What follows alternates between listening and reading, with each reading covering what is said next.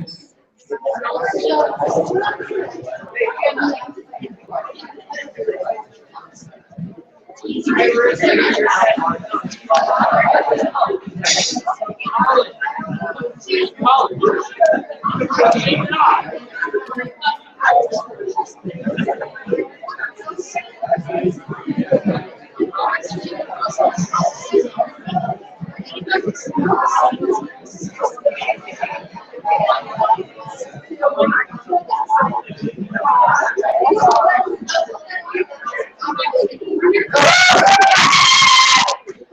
is really weird. When you're asking questions, look here, because this is the camera. If you look up there, Haley. See, you're looking at yourself. Mr. Pink is here. This is yourself. So be sure you're looking at him while you're asking the question. And can you guys hear me? Yeah. Okay, great. Don't forget, online, there's covered live on our class blog. For those of you guys who are in words class, you can go to my webpage, or Smith's webpage, honors, and you can find our class blog, or hopefully you're sitting next to somebody in our class, and that would work as well.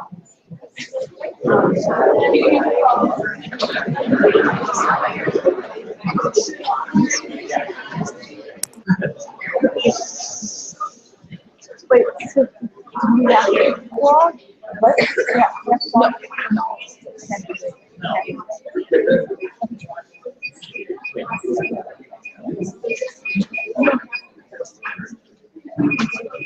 Probably one of the chairs over there.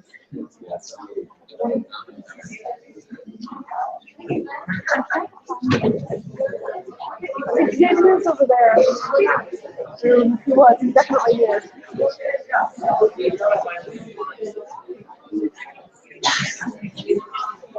All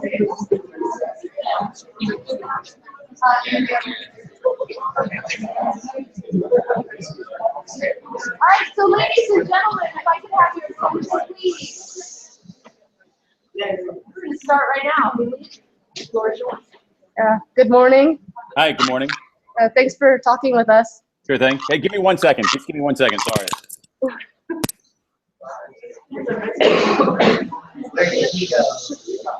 He disappeared. It's not. I have an idea.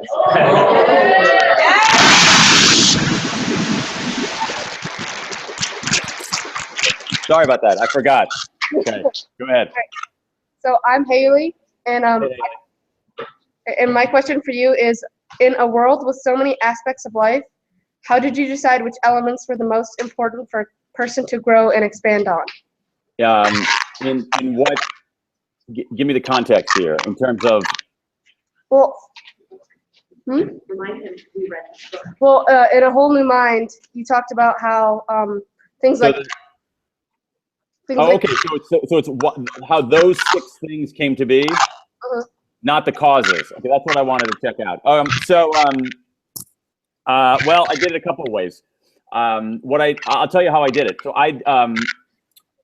as I started thinking about, I started off with the causes, as you know, like what are the big things that are changing the way we're working. And then I thought to myself, okay, what are some of the consequences? If certain kinds of tasks are easy to outsource and easy to automate, what's going to remain? And so I just made a big list of things, everything that I could think of. And then I started just interviewing people, saying, what do you think of this one? What do you think of that one? What do you think of this one? And that big list became consolidated. Certain things ended up combining, and certain things fell off the list. For instance, I thought, and I actually might be, there's a chance I could be right in the long term. I'm wrong in the short term. I had, as one of the, for a long time, I was convinced that physical touch would be one of the abilities, physical touch. But everybody I interviewed said, that's ridiculous. What are you talking about?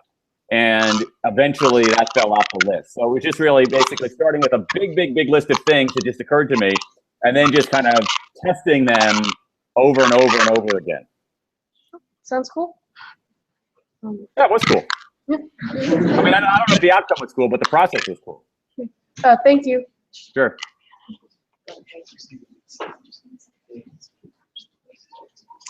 Hi, I'm Sophia.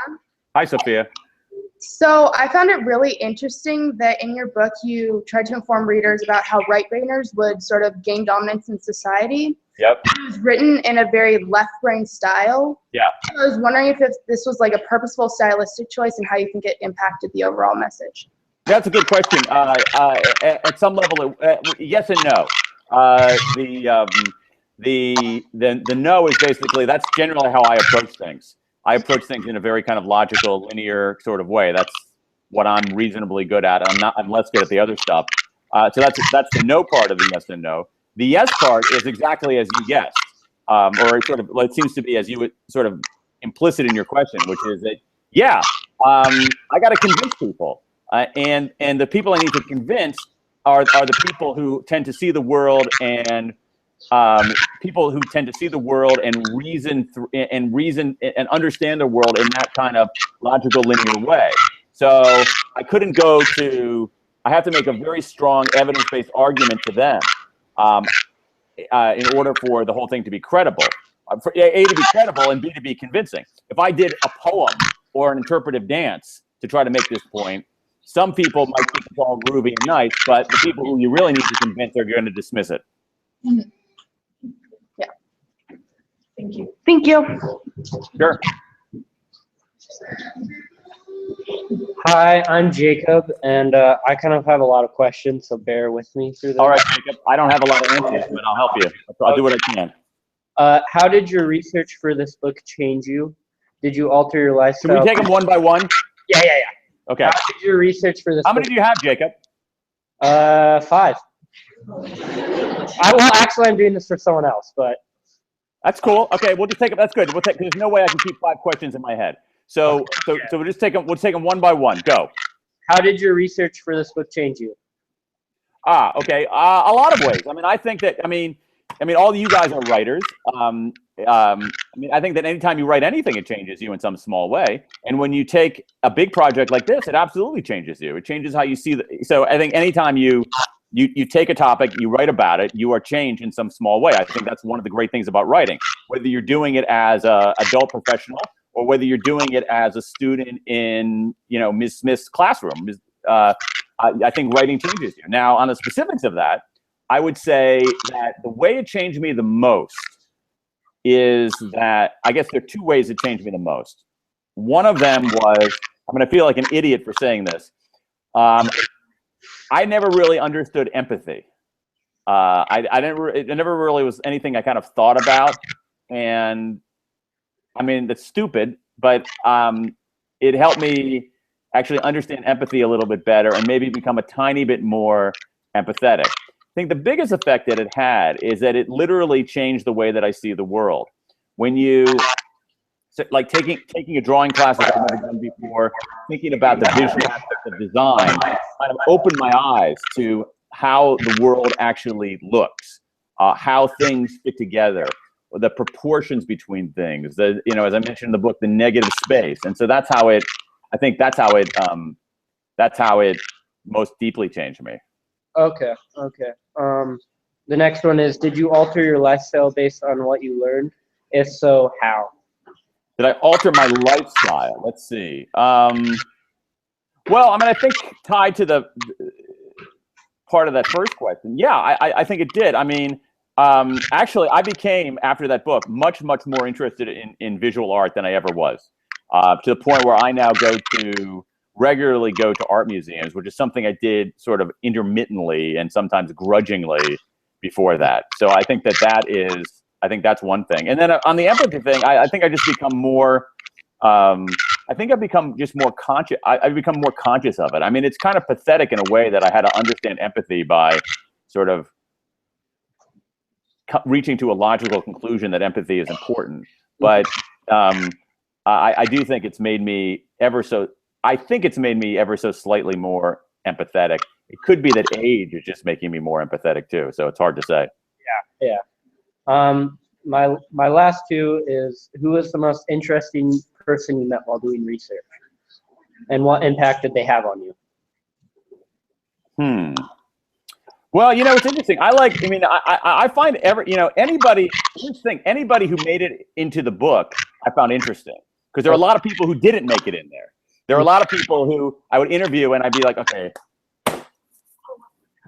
you're boring me. You're not saying anything interesting. And so those people don't even get a chance on the stage. So anybody who made it onto the stage was interesting.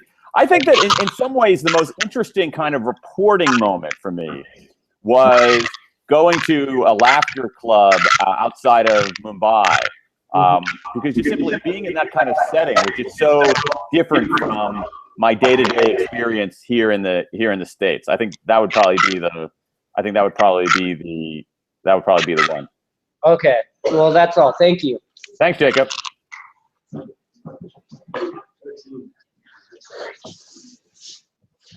Hello, Mr. Pink. Hi there.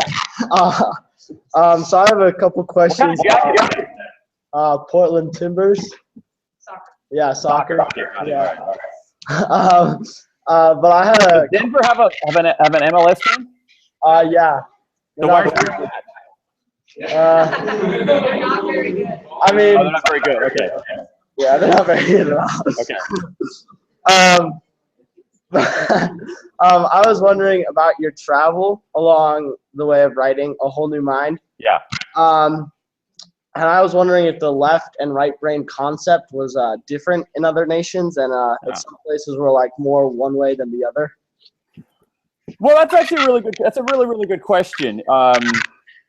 Again, remember, like we're talking about left brain and right brain as a metaphor for, one way of approaching things is logical, linear, sequential. Another way is more empathic, artistic, big picture.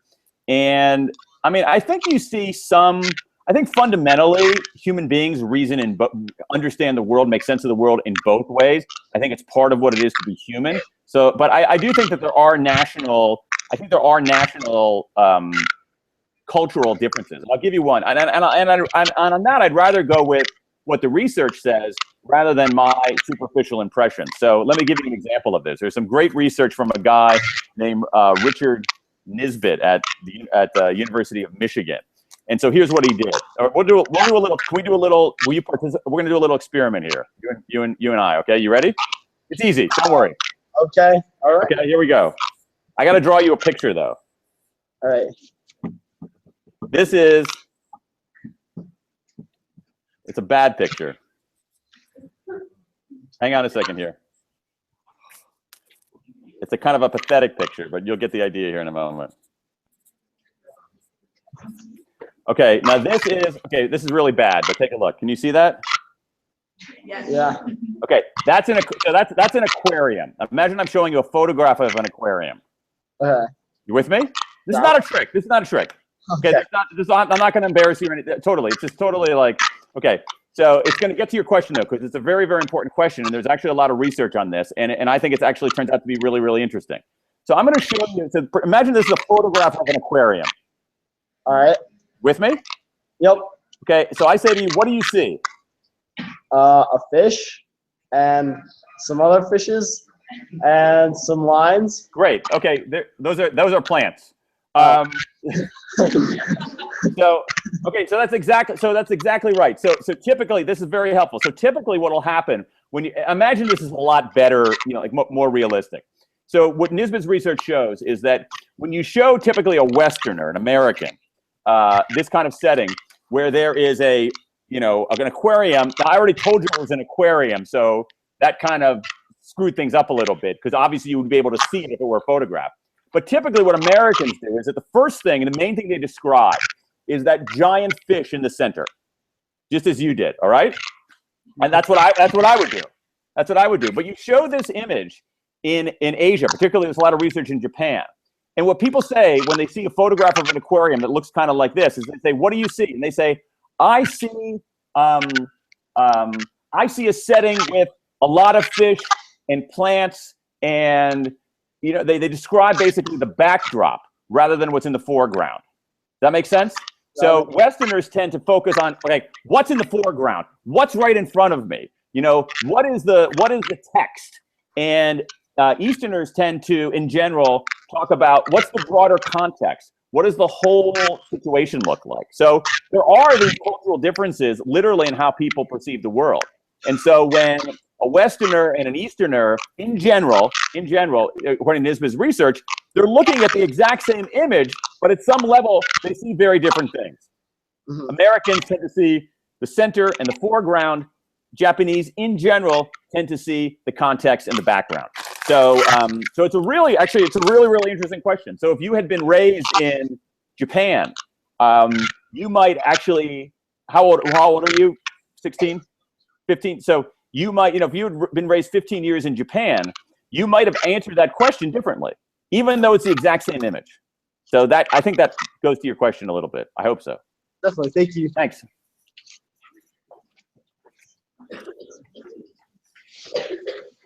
Hi, Mr. Pink. Hi there. My name's Kirk, and I saw in your bio that you attended true. Yale Law School. Yeah. You decided to reverse your career path to become an author about change in the workplace, and what sparked this shift for you? Let's see. I went to law school because I didn't have anything better to do, and I was worried about my economic security. Period.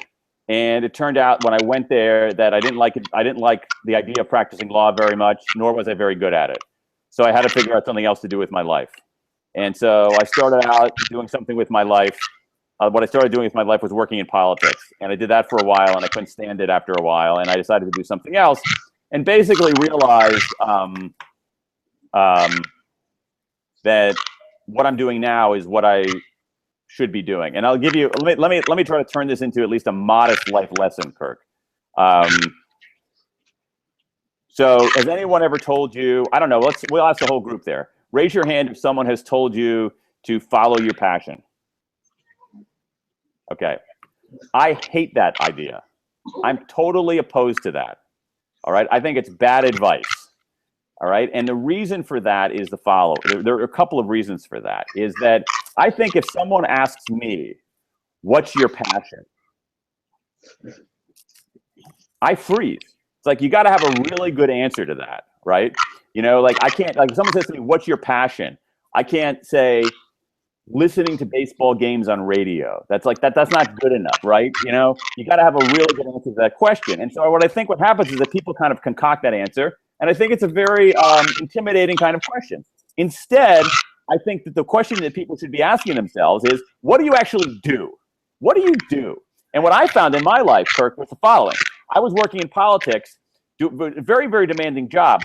But on the side, I was writing articles. I was writing articles for magazines. I was writing articles for newspapers. I was writing articles about psychology, about behavior, about work, about technology. And in some of the jobs that I had, because of ethical requirements, I wasn't even allowed to get paid for these articles that I was writing. And yet, I was working in these demanding jobs, sitting there at 11 o'clock at night, writing an article on the side for fun. And now, if someone had said to me at that time, "What's your passion?" I would have said, I wouldn't have said, "Oh, writing about the new world of work." I would never have answered that question that way.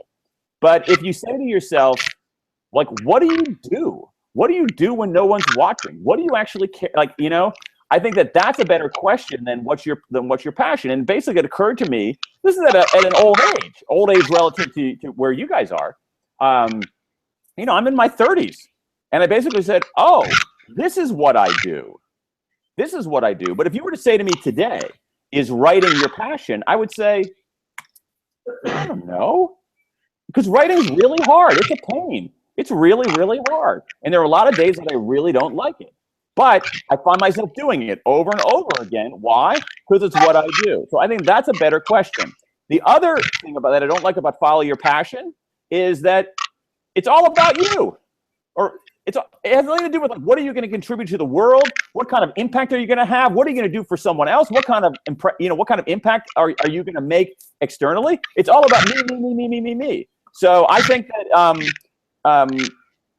if next time someone asks you what's your passion, any of you out there, say, "That's not a very good question. Can you ask me another question?"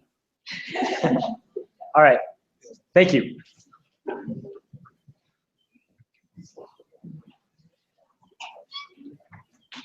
Hi, Hi there. I'm Aspen, and after reading A Whole New Mind, Now, that is a great name for someone from Colorado. thank you. Actually, wasn't even born here, so I don't know where that came from. But Where did it come from? Have you asked your mom and dad?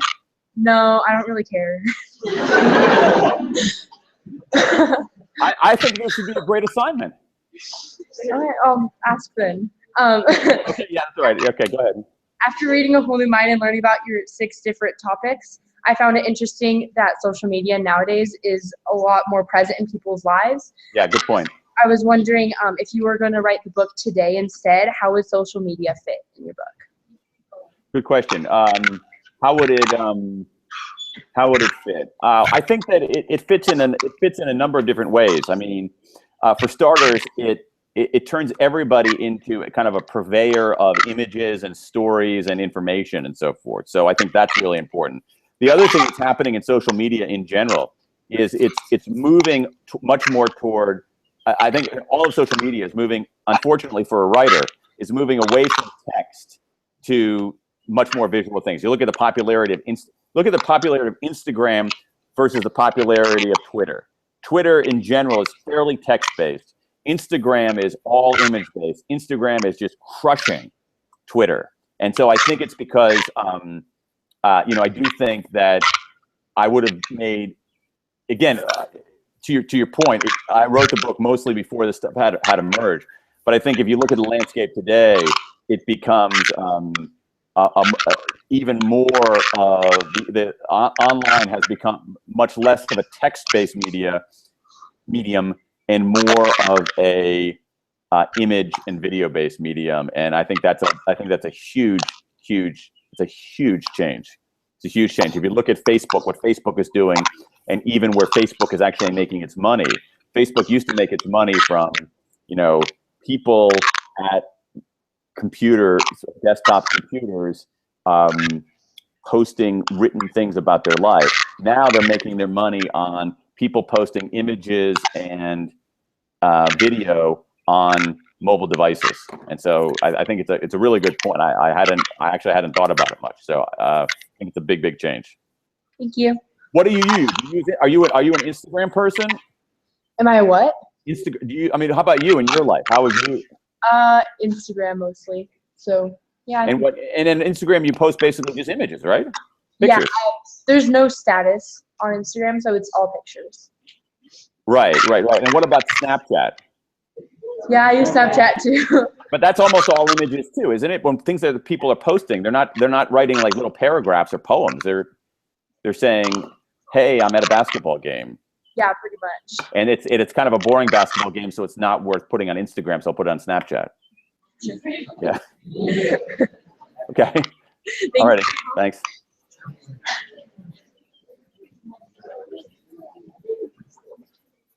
Hi. My name is Hannah. And my question is, if you could add a chapter to your book, what would it be and why? If I could add a chapter to the book, what would it be and why? I would write a great question, Hannah. I'm going to ask you that question too in a moment, so think about it. I would add a chapter on the social implications, which I didn't do a good enough job of exploring.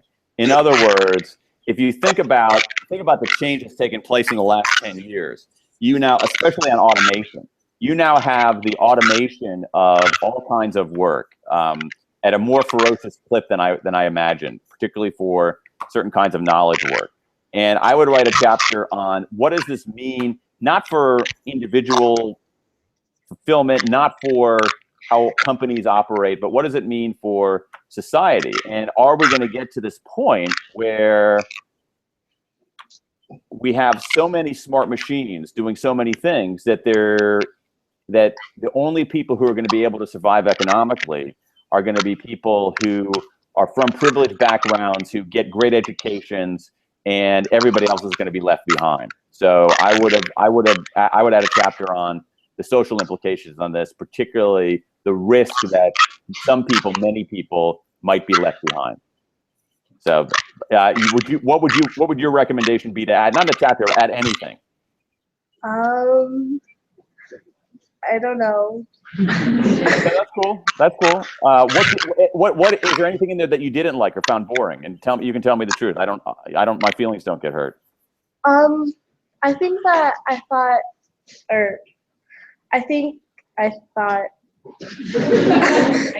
it was really good, and I thought that all the parts played together really well. I didn't really find a particular aspect boring, but Okay, good. yeah. Okay. Okay, thanks for reading it. Thank you.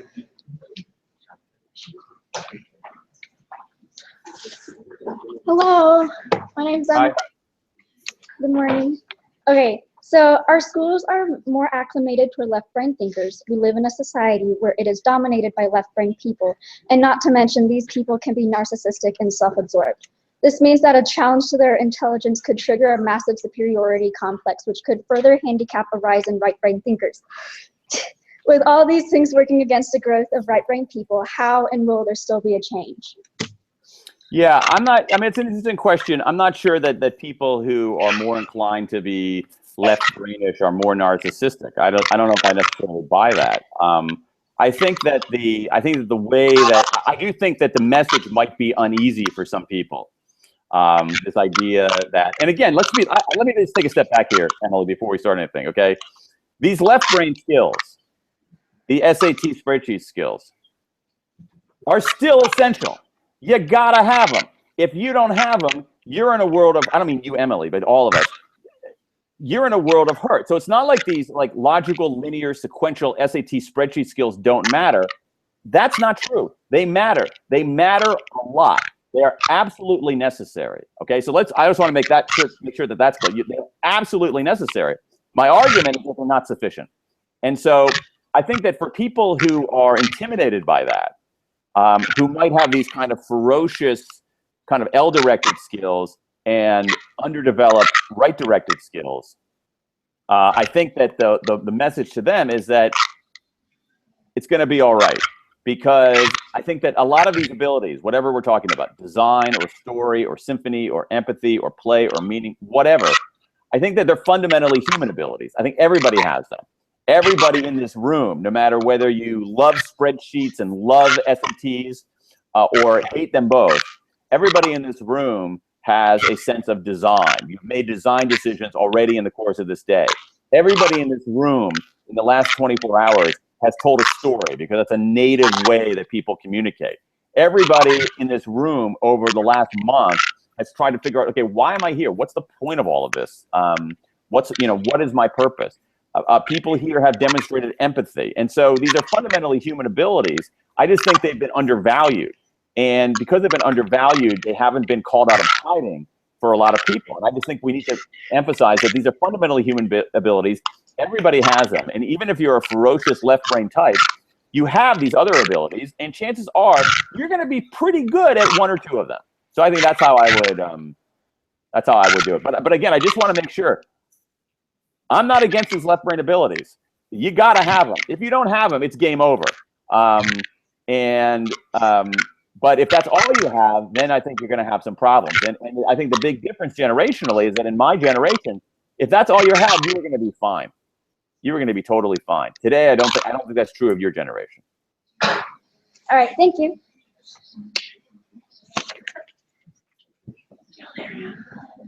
Hi, I'm Lyria. And my question was, how did writing this book affect your perception of the people around you?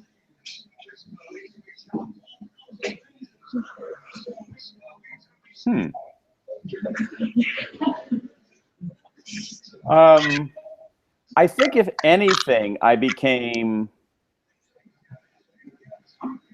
more in awe of people who had really, really strong abilities on the right side. So people who were extraordinary visual artists. I'm just even more in awe of them than I might have been before. People who are able in their day-to-day operations, because of this kind of innate ability, to be incredibly empathic, sort of wired into how they actually do things. So I think I became kind of more, I don't know if the word is respectful, impressed, just more respectful, I think, and more amazed by people who are really, really good at these other things. Because I think in the past I was kind of like, okay, whatever, there's something going on over there, but it doesn't really affect me, so I'm not going to pay attention to it. Yeah, thank you. Thanks. Hi, I'm Cheney. Hi. So do you think in high schools today there is enough of a balance between play and education? What do you think? I think there is, but I think it depends on the person and how they like go about their high school career. I think it's a great answer. I basically agree with you. I mean, I think it depends on the person. It depends on the high school. And again, I mean, so you said the balance between play and what? Education. Yeah, I mean, here's the thing. Play is a form of education too. So I don't think that there is a bright line between the two. I think that among the challenges in education is that a lot of the way that we learn and teach doesn't have as many aspects, sort of design principles that underlie play. So for instance, why do we enjoy playing certain things? Well, one is often that it's freely chosen. You decide to do that. You decide to play pickup basketball on the outside. You decide to go hit some tennis balls. So it's freely chosen. The other thing is that it's often collaborative because it's hard to play a game if you're completely alone. It's hard to play tennis by yourself. It's hard to play a basketball game on your own. So it's freely chosen. It's collaborative. And the other thing which I think is really important is that there's constant feedback in any kind of play. You always have a sense of how you're doing. So I don't know, do you play any sports or do you play recreation or anything or on a team? Yeah. What do you play? Tennis. Tennis. Okay, so think about tennis. You get feedback right away. All right. You hit a shot out. That's feedback. You double fault. That's feedback. And so it's freely chosen. It's collaborative, and there's rapid feedback, and that's actually how people learn too.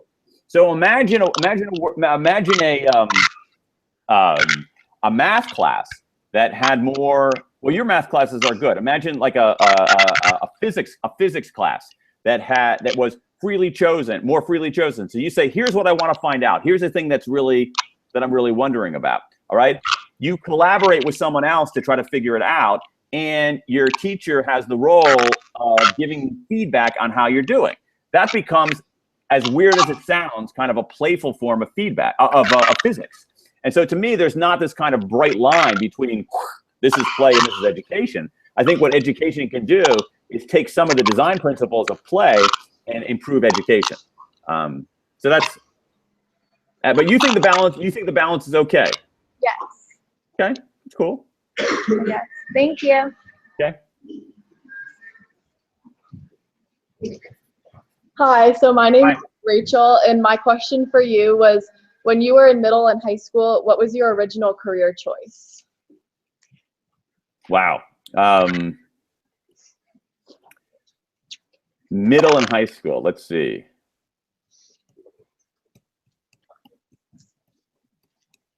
I think when I was in middle school, I wanted to be a movie director, believe it or not. Go figure. And in high school, I don't know if I really thought that much about it. I think initially I was in high school. I think that the activity that took most of my time and energy and interest was working on the school newspaper. So I think for a long time I thought I wanted to be a sports writer. I think that's probably what it was. And so you see, like I believe me, I did not become a movie director, and I did not become a sports writer. So what do you want to? What's your career ambition? I'm undecided right now. That is the best decision, is to be undecided. Okay, thank you. All right, thanks. Hello. Hi. I'm Courtney, and I'll be reading Delaney's question. Okay. If you could tell Do you every... have a question of your own, or are you just like basically Delaney's spokesperson? I'm Delaney's spokesperson. Okay. But I am allowed to ask follow-up questions, so. Okay, good. If you Where's could tell... Delaney? He's back there, listening. Okay. All right. If you could tell every school in the entire nation to change the curriculum in terms of balancing right brain and left brain thinking, what would you tell them to change? Well, I mean, I'm not sure whether the balance of left and right would be the first thing I would tell schools to do. I mean, among the things that I would tell schools to do, maybe sort of more broadly, which I think would encompass some of these things, is I mean, all kinds of things. I think that teachers should have a lot more autonomy. I mean, you have amazing teachers who are in the room with you today. You have extraordinary teachers, but they don't have nearly as much autonomy as many other significantly less able professionals in the American workforce. They're forced to do, they operate under strictures to some extent from the building, to a large extent from the Colorado State Legislature, to some extent from the federal legislature, that tell them, they put really significant confines on what they do and how they do it. What they're doing, what they're able to do in the midst of those confines is actually spectacular. So the first thing I would do is give teachers more autonomy. I think when teachers have more autonomy, they are able to do things that are more inventive, more innovative, more integrative in the way that you're talking about. So that'd be one thing. More programmatically, what I would do is I would knock down some of the barriers between disciplines. It just amazes me that even to this day, we frog march kids, even university students, from math to science to English to social studies, and they're all. I mean, you guys have done you guys at Arapahoe have done a pretty good job about knocking down some of the walls, but we still think of these disciplines as entirely separate. When we live in a very, very multidisciplinary world. And so what I would want to do is things like team teaching, multidisciplinary classes, that sort of thing. I think that would be, again, that would give people a more holistic, more right-brain, less segmented, less siloed approach to their education. And I guess the other thing that I would do is I would integrate the arts more fully into all aspects of the curriculum. That I wouldn't treat the arts as something, okay, you can do this over here, it's okay, it's not gonna hurt you. I would make it more threaded through what students are doing. So that could be things like, there's a movement about called writing across the curriculum, where you write in science class too, you write in math class, that kind of thing. And I think if you add the arts all the way through, I think people will get a more holistic view of in their understanding of the subject matter and their ability to master the subject matter. So I guess what is that? 3, autonomy for teachers, break down the barriers between disciplines, and integrate the arts more widely and broadly through the curriculum. Yeah, that makes sense. It's like Oh, go ahead. Yeah, I'm sorry. When you're talking about like the design school and like when they're learning about arches and history, they like actually took the time to build those arches. So like, do you think that should happen in like every school? I think so. I mean, I think that, and there's a little bit of a movement there in having kids and having students make stuff. I think that the whole maker movement is a very, very positive trend in all of that. You know, there's a degree in traditional education of regimentation. I mean, it's like, you know, like we're going to do this for a certain amount of time, and then a bell is going to go off, and you have to stop doing that, and then you have to walk over here and do something else. And only that, and then a bell is going to go off, you know, and it's like the rest of the world doesn't operate that way. It's kind of, you know, it's kind of crazy. And so, so that's what I would do. What else would you do? I'd be interested to hear your ideas for how to do things better in any realm. Yeah, I thought the arch idea was like a really good idea because like it's like an interesting thing to learn about, I guess, in history, but like it would actually make more sense if we were just like doing that too, and then it obviously worked in the design school that you talked about. So right. And I think that, you know, there's so I think that some of the things that are happening in there's something at Stanford University now called the D School, which is integrating the engineering school and basically the arts people, and it's like it's a whole-minded approach to how do we make products and services and experiences better. It takes a little bit of engineering, it takes some empathy, et cetera, et cetera. So those kinds of things where people are doing stuff, making stuff, breaking down the walls, I think that is absolutely the future of education. Okay. Thank you. Oh, Delaney has more questions? That's it. Just thanks. Okay. Okay, thanks. Hello, Mr. Pink. Hi there. I'm Griffin, and this is my question. Can I ask you a question, Griffin? Sure. Do you have a game or something? Why is that why you're wearing a tie? Track meet, actually. Track meet. Okay, got it. Okay, cool. So, how do fact-based, logical relationships and ideas contribute or not contribute in developing creative mental pathways and strategies?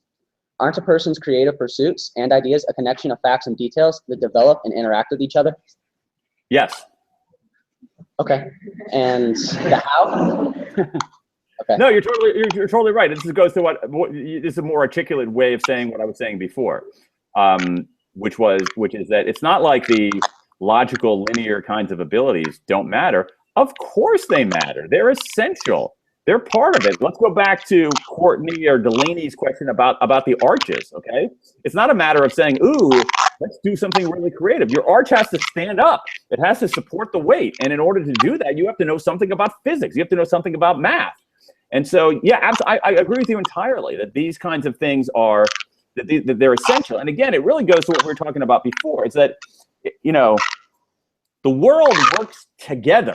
Things in the world, in the universe, work together. We don't have, everything's not like compartmentalized. And so I absolutely agree with what you're saying. If you don't, if you're an architect and you don't understand basic math or the physics of how buildings stand, you're going to be a terrible architect. Now, if you're an architect and all you understand is math and how buildings stand, you're also going to be a terrible architect. And but again, it's not like you can take one of these areas and say, I'm going to ride entirely on that. No way. They work together exactly as you say. Yeah. Thank you.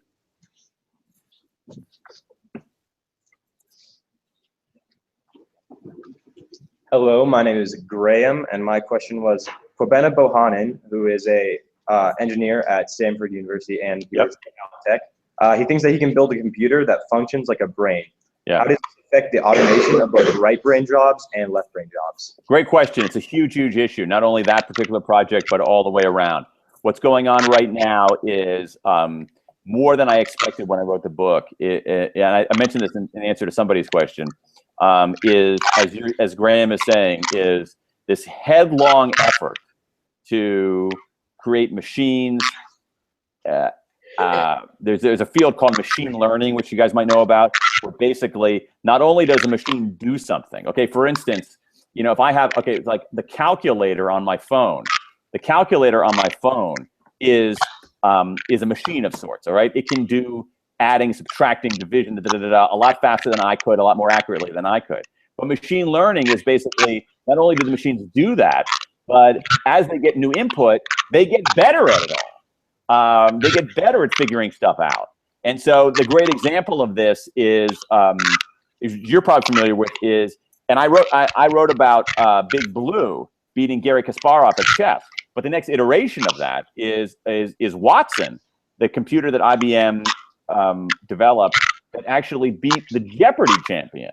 And this place was, not only did it have this repository of general knowledge, it knew what the capital of Missouri was. It knew who the 17th president of the United States was, but it was able to interpret these questions or these answers and then offer in the form of a question when there was puns, wordplay, allusion, all this very sophisticated kind of processing. So if we get to the point when machines are, and this is a big issue, if we get to the point when machines can either match or exceed the capacity of the human brain, I don't know what's going to happen. Now, I'm not sure we're going to get there. Okay, I think that's pretty far off. But there are some people, as you might know, Graham, a guy named Ray Kurzweil, who is talking about what he calls a singularity, which is when machine intelligence surpasses human intelligence. And if that happens, I think all bets are off. I don't know. I think in the short, I'm skeptical of this because as someone, I mean, I studied in college. I majored in linguistics, which at the time was really before there were cognitive science departments in universities. And so we did a lot of cognitive science in my linguistics courses. And there was always talk about artificial intelligence. It was just around the corner, just around the corner. So it's something that's been just around the corner for a heck of a long time, which makes me a little bit suspect. So I'm skeptical that machine intelligence is going to surpass human intelligence anytime soon. I think, though, that the more important question is, I think for people like you, people in this classroom, what you have to think about is, do you have skills that complement what machines do rather than algorithms, machines writ large? Do you have skills that complement what machines do rather than duplicate what machines do? So if you have skills that a machine can duplicate, you're in big trouble. All right, that's like figuring, like the simple example would be the calculator. But gee, I can do long division really quickly. I don't care. My little calculator is going to do it a lot better. And so there are various kinds of things like that where you don't want to be doing that kind of stuff, but you want to be doing things that actually supplement what the machines are doing. And I think what that ends up being are more of these right brain things. Seeing connections that might be implicit rather than explicit. Working across disciplines. I think that one of the most important things, I'll give you two important things and I'll stop ranting. Two important things is the following. One of them is asking the right questions, because the machines are only as smart as the questions that we ask them. And so we tend to think, oh, being smart is being able to give answers. And I actually think right now, the real test of human intelligence is, are you asking good questions and asking the right questions? That's really important. The other thing, which I've written about subsequently, is this idea of problem solving. We tend to think that the most important skill in work is problem solving. And it still matters, but I think it's becoming less important because these intelligent machines are pretty darn good and pretty darn fast problem solvers for certain things. And so what we need to be able to do as human beings is not so much problem solving, but problem finding. Can you identify which problems need to be solved? Can you surface hidden problems? Bring latent problems to the surface? And so I think it's a really great question. I don't think I think the singularity is way, way, way far off. But I do think that your generation is going to have to reckon with, how do you work alongside intelligent machines? And the way you do that is you supplement what they can do. And I think it's going to mean a move from answers to questions and a move from problem solving to problem finding. Okay, thank you. Thanks.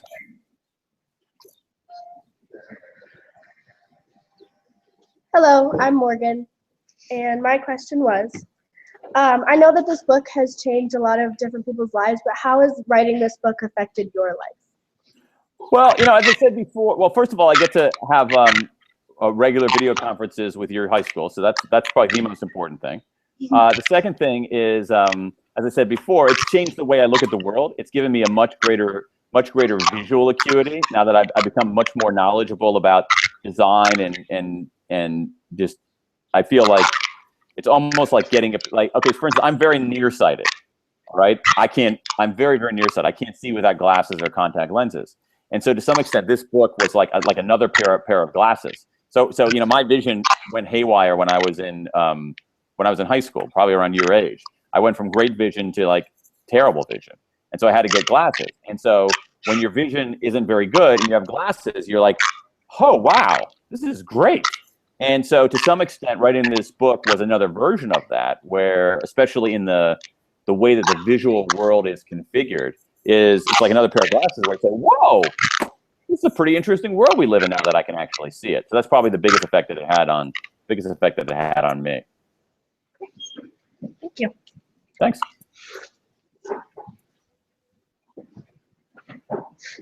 Hello, Mr. Pink. Hi there. My name is Ryan, and this is my question. What do you believe are the most significant actions that people can perform in their daily lives in order to catalyze the shift into predominantly conceptual ideology? Daily practices. That's a good one. Yeah. I think that I think there are a lot of different things. One of them would be just I think in general, I think it goes beyond this, is just adopting a ferocious daily work ethic. For all the talk about left and right and blah, blah, blah, blah, blah, what the evidence shows pretty clearly is that if you are conscientious, if you do what you say you're going to do, if you work really hard, if you deliver on your promises, that is as important as anything else that you can do. So I think the daily habit of a ferocious work ethic and being conscientious is extraordinarily important. I think it really operates at the center. Beyond that, I think it's important for people to understand, especially at a younger age, what it is all of us aren't good at everything. We might want to be good at everything, but we're not good at everything. But in general, most people are really, really good at certain things. And I think that figuring out what are you really good at, what were you put on this earth to do? That's a discovery. It's not anything. It's not like answering the long division question. But I think sort of exploring, trying stuff with an eye toward coming up with that is extraordinarily important. So ferocious work ethic and the ability to start thinking about, like, what is it are you uniquely good at? And all of us are uniquely good at certain things. And I think that one hope of the book is to get people to know that they might be really good at some things that they hadn't really considered. Thank you. Thanks. It's Jacob again, and I forgot to ask you a question. Okay. If I could take a selfie with you. Go. Can you see yourself? Sort of. Go stand. There you go. Okay. Really hard.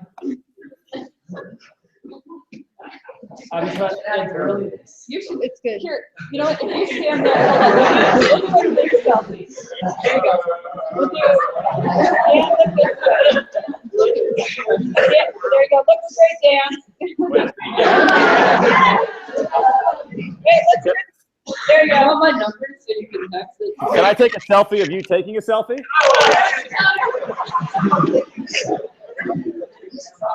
Hold on. I'm gonna turn you this. Oh no, I know what's going on here. This is wrong. Here we go.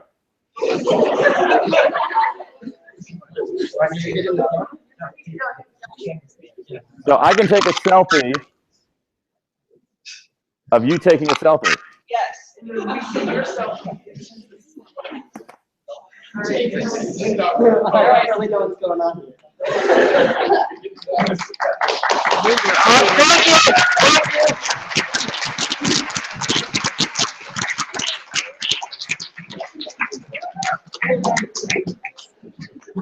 Miss Smith. Hey, gosh, Dan, thanks so much. Sure thing. Super appreciative of it and love the drawing. Your artwork just keeps progressing. You're getting better. That growth mindset, I'm sure that. Yeah, totally, yeah. Those abilities. So the kids, 1 week from today, will be starting their own TED Talk. Oh, So right. You've done this before, right. Yeah, near and dear to your heart. So I thought they would want to hear from you. They've already seen your little piece online that you posted about giving a TED Talk, but I thought you could give them some tips about preparation and what they need to be thinking about as they get ready to deliver their own TED Talk. How long are these talks? They get 5 minutes, and then they can follow the Pechakucha idea where it's or Pachachka idea where it's the slides, or they can kind of just do it 5 minutes and then slides can advance when they want them to, but they only get 5 minutes. Cool. Okay. So, well, let me ask, how many of you are going to do this sort of regular 5-minute talk? And how many of you are planning to do the Pachakcha? Okay. About half and half. Yeah. Okay. So those are two very different kettles of fish, in the way that you prepare for them. So let me. So is it okay if I just address each one separately? How much time is left in this class period? About 3 minutes. Okay. All right. For the TED Talk, for the TED Talk, what I want to emphasize in that length, make one good point. Make one big point. Don't try to cram everything in. I know that you know a lot. There's a lot you want to say. In 5 minutes, you're much better off saying one big important thing rather than a lot of small things. So don't try to, it's like sort of when you're writing an essay, don't like write in the margins or anything like that. Well, the secret for that 5 minutes is actually, what are you going to leave out? So really focus on that one thing. The other thing is that don't try to ape a certain kind of style. Just say it the way that you want to say it. So if you're organized, say one thing, and you go up there and say it like yourself, you're going to be fine on the TED Talk. On the Pachakcha, the most important thing on that, it's really hard. It's fun. It's challenging. It's really good. The most important thing on that, again, is to have one key point, but also to practice. Practice, practice, practice, practice, practice. don't go up there and do a pachacha for the first time in front of other people. It's not going to, take it from me, it's not going to work very well. So that requires a lot of practice. It's a little bit more of a kind of performance art. So for that, like really practice, because those slides move a lot faster than you think. So you don't want to get yourself behind from the get-go. So 1 point in practice on the TED Talk, 1 point, organize it well, and say it like yourself. Awesome. Thank you so much.